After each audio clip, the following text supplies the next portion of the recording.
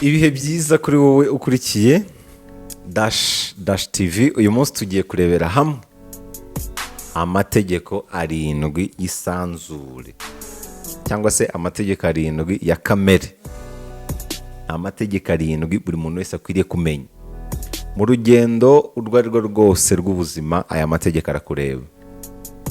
Uzi ko aya mategeko ya kamere hari n'ibyigisho bya Yesu yagiye yakomozaho. Yesu w'i Nazareti hari ibintu yagiye avuga neza wasanisha n'aya mategeko y'isanzure. Ibintu byinshi Yesu yigishije hari igihe usesengura ugasanga bifite ahantu bihurira n'aya mategeko. Mvuze Yesu nibuka ahantu abonye bavuga uburyo Yesu nta mukozi yagiraga ariko bakaba bamwita umutware. Nta diploma yagiraga ariko bamwita mwarimu cyangwa se mwigisha. Nta muti yagiraga ariko bakamwita umuganga, umukiza. Nta gisirikare yagiraga ariko abategetsi baramutinyaga cyane. Nta rugamba yigeze arwana ariko yatsindiye isi yose. Ntiyagiraga ingoro ariko bamwita umwami. Ni kimwe nuko nta gihugu yayoboye ariko bakaba bamwita umwami. Nta cyaha yakoze ariko baramubambye. Yarashyinguwe ariko aracyariho. Ubwami bwe ntabwo ari ubwino. Mu mitima bamwizera ntawe urimo nkawe rwose. Nta butunzi bufatika yatangaga ariko afatwa nk'uwatungishije benshi. Nta jambo yanditse ariko ubutumwa bwe bwuzuye inzu z'ibitabo. Mu ntege nke ze niho benshi baboneye imbaraga, no mu mibabaro ye niho benshi bakiriye. Mu nyigisho za Yesu rero hari ahagaragara amategeko ya kamere cyangwa se amategeko y'isanzure. Numara kumva ayo mategeko yose uko ari 7, nushaka kubisanisha n'ibyo uzi Yesu yigishije, hari ibyo urasanga bihura. Turibuze kubona ingero. Aya mategeko ya kamere afatwa nk'ikiraro cy'isi bifatika n'isi bidafatika. Isanzure ribeshwaho n'amategeko 7 y'ingenzi. Niyo agenzura imbaraga zose zigenga buri kimwe, uhereye ku mibumbe iri mu kirere, imibereho y'inyenyeri, kugeza no ku ntekerezo z'abantu, tutibagiwe n'imibereho y'ibindi binyabuzima bitugaragiye byose. Amategeko ushatse wayita imfunguzo zituma usobanukirwa ibikugaragiye byose. Kuva kera abafilozofe, abacurabwenge, abihaye Imana n'abandi bose, abavumbuzi babaga bari mu rugendo rwo kumurikirwa no guhishurirwa, babanzaga kumenya ubwiru buri mu mategeko agenga kamere cyangwa se amategeko agenga isanzure. Bikababera rero nk'intambwe y'ibanze mu rugendo rw'intambwe 1000. Uyu munsi rero reka turebere hamwe, ntabwo ndi bubatindire, reka turebere hamwe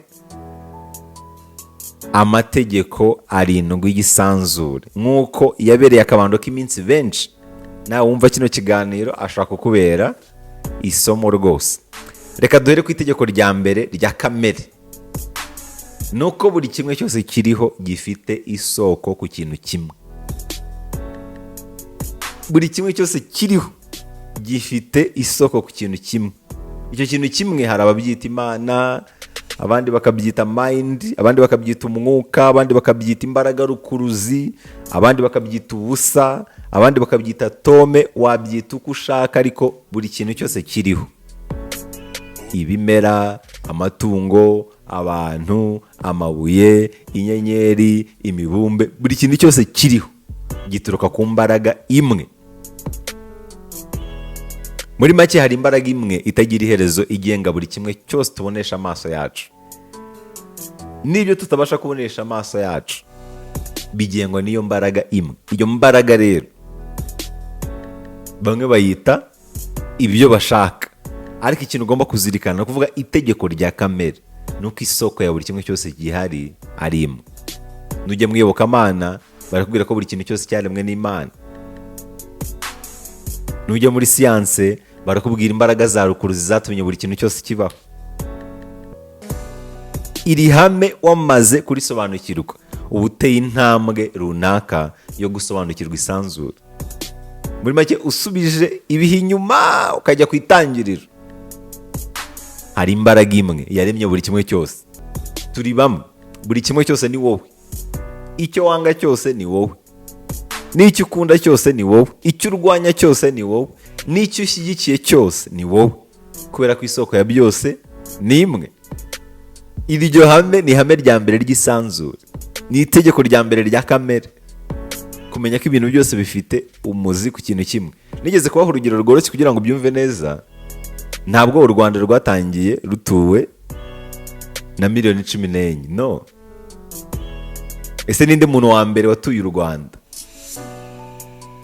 Tekereza umuntu wa mbere watuye u Rwanda. Ni ukuvuga umuntu wa mbere watuye u Rwanda, reka wenda tubifate nk'aho ari umugabo n'umugore ba mbere batuye u Rwanda, nibo bakomotsweho miliyoni 14 zituye u Rwanda. Bivuze ko twese turi abavandimwe, duturuka ku mukurambere umwe. Hari umukurambere umwe uko byagenda kose wageze mu Rwanda bwa mbere. Hari umukurambere umwe wageze mu Rwanda bwa mbere. Uwo mukurambere umwe yarabyarororoka tungana gutya. Nk'uko iyo tugiye kuvuga Adamu na Eva ko aribo bakomotsweho abantu, iyo bigiye mu iyobokamana, nubwo hari izindi nyandiko zigerageza kubisobanura ukundi, ariko ndashaka kuguha urugero rugaragaza ko isoko y'ikintu cyose ni imwe. Isoko y'ikintu cyose ni imwe. Iryo rero ni itegeko rya kamere rya mbere. Reka tujye ku itegeko rya kabiri rya kamere cyangwa se ry'isanzure. Ni rya rindi rizwi n'abantu benshi, as above so below. Iyo uvuze as above so below, biba bishatse kuvuga ko ibiri hejuru ni nabyo biri hasi, ibiri imbere nabyo biri inyuma, ibiri hirya nabyo biri hino. Yin yang, umweru n'umukara, kuryoha no kurura, urupfu n'ubuzima, guteranya no gukuramo, ibibi n'ibyiza, umwaka n'amahirwe, n'ibindi byose wasanisha n'ibi. Niba ushaka kubaho unezerewe, menya ko ubuzima ni uruvange rwa byombi. Ntugakore ikosa ryo guhora witeze ikintu kimwe gusa. Reka da. Kakunda abantu bajya bavuga ngo ibyiza biri imbere. No, ibyiza n'ibibi biri imbere. Kimwe nuko n'inyuma wahasize ibyiza n'ibibi, n'imbere niko bimeze. Nuhora witeze ibyiza imbere gusa, uzagerayo uhurireyo n'ibibi nabyo. Kubera ko ibyiza n'ibibi ni nk'impande ebyiri z'igiceri, ntabwo bisigana. Urupfu ni igice kigize ubuzima, ibibazo ni igice kigize ubuzima, ibyago ni igice kigize ubuzima. Ugomba kubyakira nk'ihame. Ni ihame rya kamere, ni itegeko rya kamere. Ugomba kubyakira gutyo, ibyiza n'ibibi bizahora mu nzira yawe. Iyo ubyakiriye gutyo, ubaho ubuzima bwuzuye. As above so below. Ibiri hejuru nabyo biri hasi, nta kiri hejuru kitari muri wowe.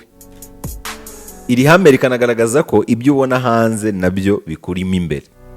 Ibyo ucira urubanza biba biri imbere muri wowe. Nijyane twigeze kubona, ntabwo umuntu umwita mwiza kuko ari mwiza, ahubwo umwita mwiza kubera ibikurimo imbere bituma umubona nk'aho ari mwiza.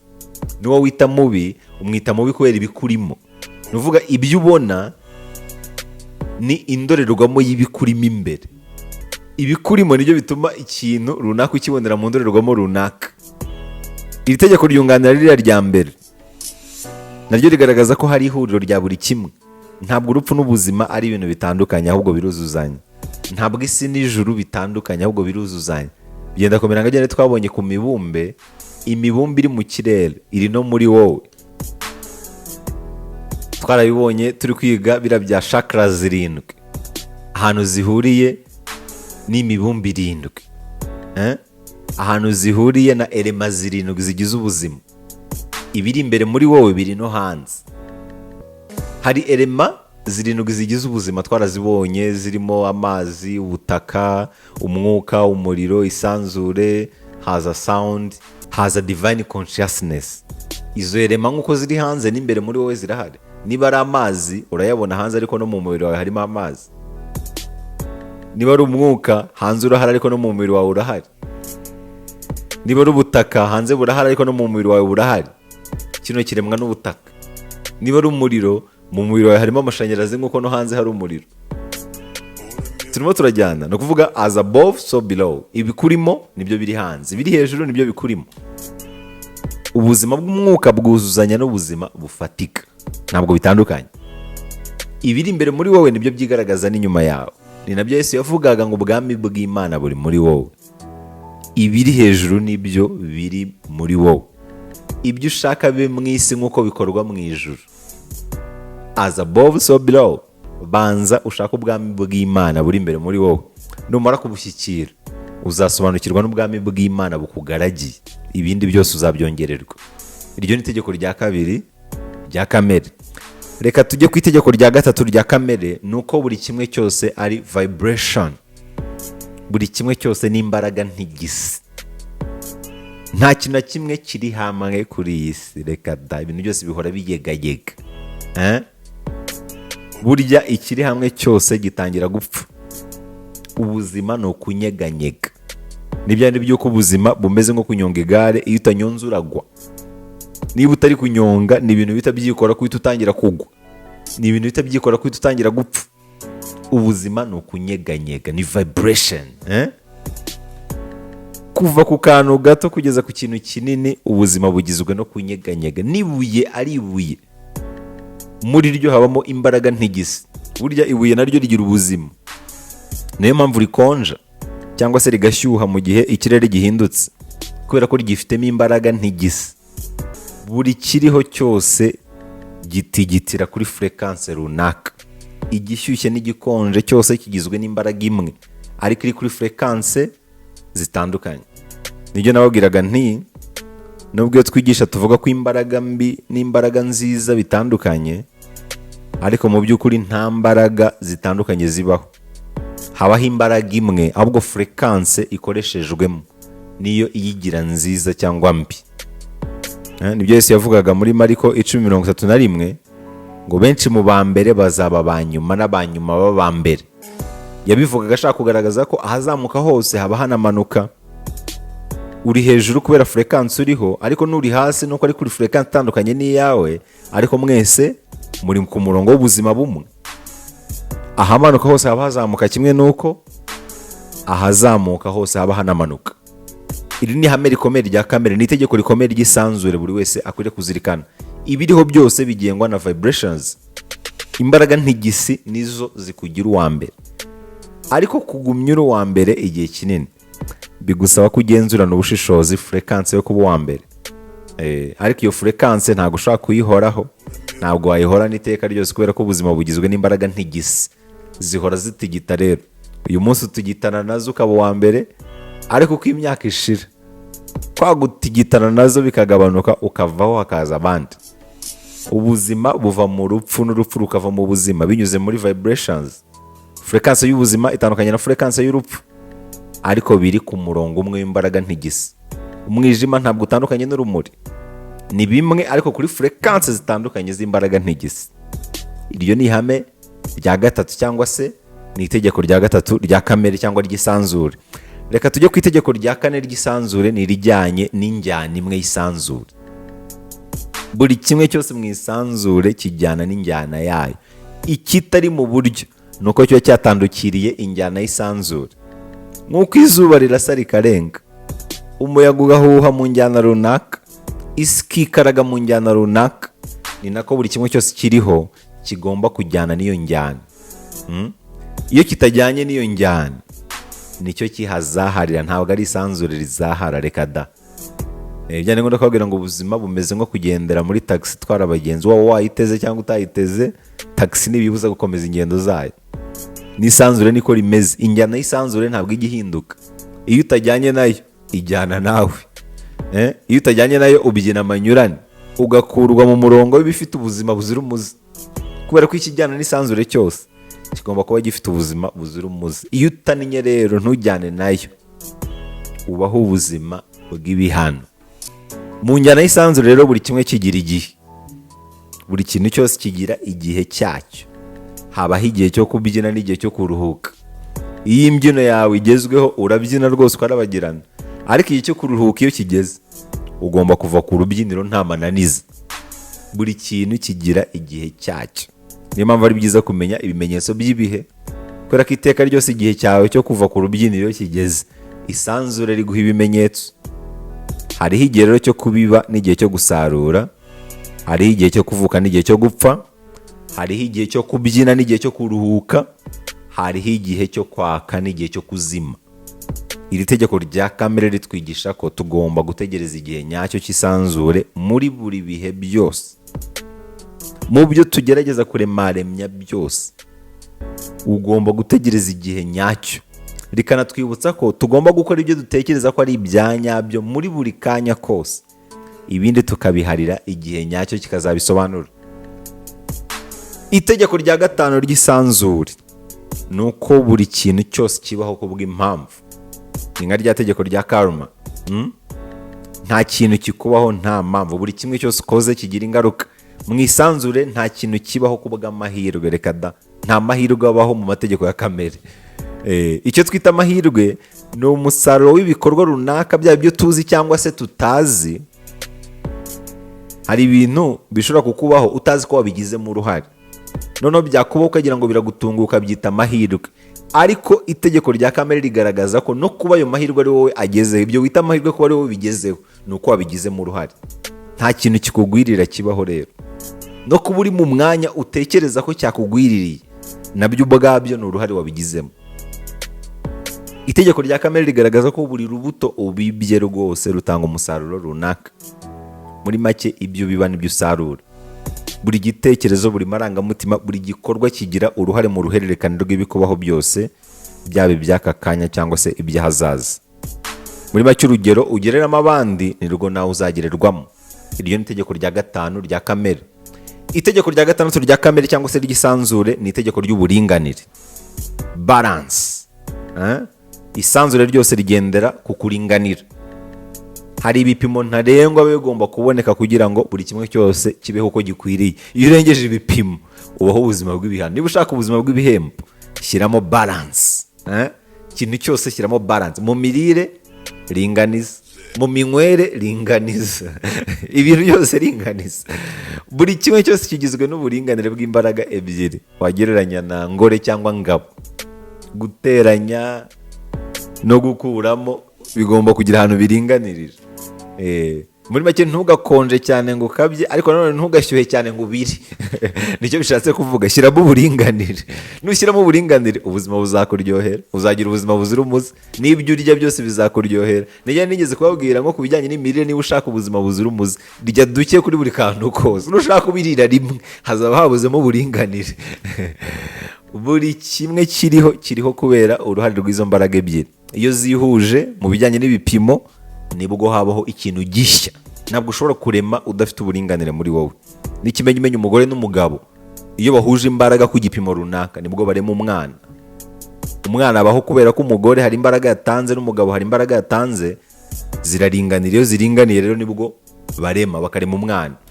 Ntabwo gabo na gore batandukanye, ahubwo baruzuzanya. Iyo izo mbaraga zihurije hamwe nibwo zirema. Buri kimwe cyose kiba cyuzuye neza iyo izo mbaraga ebyiri ziri mu bwuzuzanye. Izi mbaraga zombi rero buri wese azigiramo, niyo mpamvu uburinganire bwazo nibwo butuma uremaremya bigakunda. Reka tujye ku itegeko rya karindwi, ari naryo rya nyuma rya kamere. Ni uko buri kimwe cyose kigira intangiriro kikagira n'iherezo. Aya mategeko yose yenda kumera kimwe, yenda gusa. Ushobora no kuyahuriza mu ijambo rimwe, ubuzima n'umweru n'umukara. Aya mategeko yose ashobora guhurira mu ijambo rimwe, ubuzima n'umweru n'umukara. Iri tegeko ry'uko buri kimwe cyose kigira itangiriro kikagira n'iherezo, ni itegeko ritwigisha ko igitandukanye n'ikindi bitavuze ko aricyo bihanganye, ahubwo ni ikicyuzuza. Ubuzima ni nk'impande ebyiri z'igiceri. Uruhande rumwe rudahari, igiceri cyose cyatakaza agaciro. Byishimo na mibabaro ni nk'impande ebyiri z'igiceri. Buri kimwe cyose ni umwuzuro w'ikindi. Umucyo ni umwuzuro w'umwijima, urupfu ni umwuzuro w'ubuzima, kwishima ni umwuzuro wo kubabara, gukira ni umwuzuro wo gukena. Kimwe kidahari n'ikindi nticyabaho. Ubumwe bwa buri kimwe bwihishe mu gutandukana kwacyo. Ikigaragara nk'ikinyuranyo nona, ejo gishobora kugutungura ukumirwa. Ikigaragara nk'ikiryoshye nona, mu kanya gishobora kuba kibishye. Ikibishye nona mu kanya kikaba kiraryoshye. Uzabirebera nko ku biribwa, niyo mpamvu bavuga ngo haryoha inzara koko. Iyo ushonje icyo ari cyo cyose wabona gipfa kuba kimirika, uba wumva kiryoshye. Ariko uzarebe iyo uhaze, nubwo baguha ibiryo biryoshye gute, uba wumva bitamirika, ntabwo bishobora kuva kurenga hano. Niyo mpamvu bavuga ngo haryoha inzara. Uzanarebe iyo umuntu ashonje, ntabwo ashobora kumenya niba ibiryo birimo n'umunyu mwinshi. No, ararya ahubwo yajya kubimara akavuga ati ariko ibi biryo ko birimo umunyu mwinshi haryoha inzara, agitangira kurya ntashobora gupfa kubyumva, ariko uhaze niwe ukoramo rimwe agahita avuga ati ariko uyu munyu noneho ko ari uwo kwica inkware. Ariko umuntu ushonje ararya yajya kubimara akavuga ati ariko banze harimo umunyu mwinshi, niko bigenda. Nubu isomo rikomeye ririmo hano, nta miterere y'ubuzima ihoraho. Nibyo nkunda kubabwira ngo ntukishime cyane ngo ushamaduke, ntukanababare cyane ngo uhereyo, kubera ko ubuzima bwuzuyemo impinduka z'urudaca. Aya mategeko yose y'isanzure ushatse wayahuriza mu ijambo rimwe, ntawamenya. Ubundi ni ijambo rimwe rishobora gusobanura hafi aya mategeko yose y'isanzure. Ubuzima ni uruvange rw'umweru n'umukara, ntibwera dede ntibunira buratsirire. Ubuzima bwiza ni uburimo hagati no hagati. Ntawe ukwiye guheranwa na kimwe muri ibyo ngo heranwe n'umwera adamarare, iminsi iramuhinduka. Nta nubwo hakwiye kuba uwakanyaraye ngo aheranwe n'agahenda ahere mu mukara, uwo nawe ntabwo ariko bizahora. Hari umuhanga twigeze kuganira abikomozaho muri ubwo buryo. Ibihe by'ubuzima ntabwo ari hasi gusa, si no hejuru gusa, ni uruvange rwa byombi. Si byiza gusa, si bibi gusa, ni uruvange rwa byombi. Nujya witega rero, nk'uko natangiye mbibabwira, ujye uhora witeze byombi. Iyo witeze byombi, ikije cyose gisanga uri munini ku kiruta. Iyo haje ibyiza ntabwo usara, iyo haje ibibi ntukanyarara, kubera ko wamenye ko nta miterere y'ubuzima ihoraho. Icyanga cy'ubuzima ni uruvange rw'ibirura n'ibiryohereye. Iyo bivanze birasharira, icyo nicyo cyanga cy'ubuzima. Niyo mpamvu imiti burya muzumva isharira, imiti iramira ubuzima ibisharira. Ubuzima rero ntibukaryohere cyane, no, ariko nanone ntibukanabihe cyane, reka bube uruvange rwa byombi. Ntugacire urubanza ubuzima ugende ku bihe bimwe urimo, byaba byiza cyangwa bibi. Ushobora kuba uri mu bihe bibi ariko ntabwo uri mu bihe byose, uri mu bihe byiza ariko nturi mu bihe byose. Ubuzima bwuzuyemo impinduka z'urudaca. Twanabonye ko ibyago, ibibazo n'umunyu w'ubuzima. Ubuzima ntabwo bwaryoha nta bibazo. Uzarebe n'ibiryo bitarimo umunyu ntabwo bishobora kuryoha, nta cyanga biba bifite. N'ubuzima butarimo ibibazo nta cyanga bwagira. Iryo naryo ni itegeko ry'isanzure, ni itegeko rya kamere. Ni ikigaragaza ko ibiturushya ni igihamya cy'uko turi mu buzima, ni igihamya cy'uko turi ku isi, turacyahumeka w'abazima.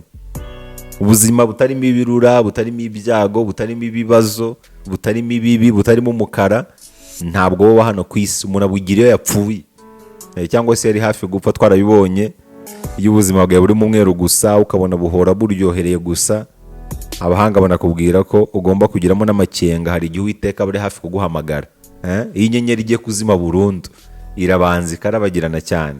Iyo Uwiteka ari hafi kuguhamagara, gahunda zawe zitangira gucamo nta byiyo wabize utatunaye, ukabona ibintu birimo birikora. Ujye ugira amakoba. Akenshi Uwiteka ari hafi kuguhamagara, imbogamizi zivaho. Uzabirebere nko kwa muganga, iyo umuntu agiye gushiramo umwuka burundu arakira. Harimo n'abataha bakagera mu rugo, ugasanga umuntu yari amaze imyaka 2 muri koma, ariko yajya gushiramo umwuka burundu, niba agakanguka bakanamucyura agataha, ariko ejo ukumva ngo inzogera zirenze. Biriya bintu bijye bikwereka yuko itegeko rya kamere ariko rimeze. Iyo inyenyeri igiye kuzima burundu irabanza ikaka cyane, ariko kuba yaratse bivuze ko izanazima. Hari igihe izazima rero. Nibyo twabonaga ko buri kintu cyose kigira igihe cyacyo. Mu buzima rero iyo nta kikurushya, nta n'ikigukiza kiba gihari. Niyo mpamvu iyo ubonye ibikurushya ujye umenya yuko harimo n'ibigukiza. Niko itegeko rya kamere rimeze, niko itegeko ry'isanzure rimeze. Ngayo rero amategeko 7 y'ingenzi ya kamere, kuyamenya bigufasha gusobanukirwa buri kimwe cyose kikugaragiye, kubera ko byose bigengwa n'ayo mategeko. Nizere ko aya mategeko yabakoze ku mutima. Nyemera nkubwire nti Om Shalom, Om Shanti.